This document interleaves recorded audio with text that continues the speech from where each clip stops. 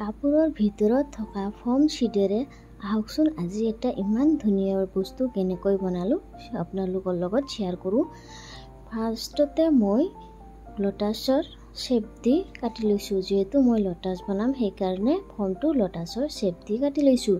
এইবাৰ মই কাটি লোৱা গোটেইখিনি পাহিতে এনেকৈ আধাকে কালাৰ কৰি দিছোঁ। আৰু এইবাৰ এখন কাৰ্ডবৰ্ড লৈছোঁ, সেইটো লটাছৰ পাত বনাম কাৰণে সেইটো শেপত দি দিছোঁ। ফাৰ্ষ্টত মই হোৱাইট কালাৰ এক্ৰিলিক কালাৰ দি দিছোঁ, তাৰ পাছত মই গ্ৰীণ কালাৰ দিছোঁ যাতে কালাৰটো ভালকে ফুটি উঠে। গোটেইখিনি কালাৰ কৰা হৈ যোৱাৰ পাছত এটা সৰু প্লাষ্টিকৰ বটল লৈ ল'ম আৰু সেইটো মই আধাতে কাটি লৈছোঁ। এইবাৰ প্লাষ্টিকৰ বটলৰ ওপৰৰ ফালে আঠা লগাই এটা এটা কৰি মই ফুলৰ পাপৰিবিলাক লগাই দিম। কেনেকৈ লগাওঁ আপোনালোকেও চাই লওক। দেখোন আঠা লগাই লৈছোঁ। এইবাৰ মই ফুলৰ বাহিকেইটা সৰুবিলাক আগত লগাইছোঁ আৰু ডাঙৰ কেইখনমান বনাইছিলোঁ সেইখিনি তলত এটা এটাকে লগাই দিছোঁ।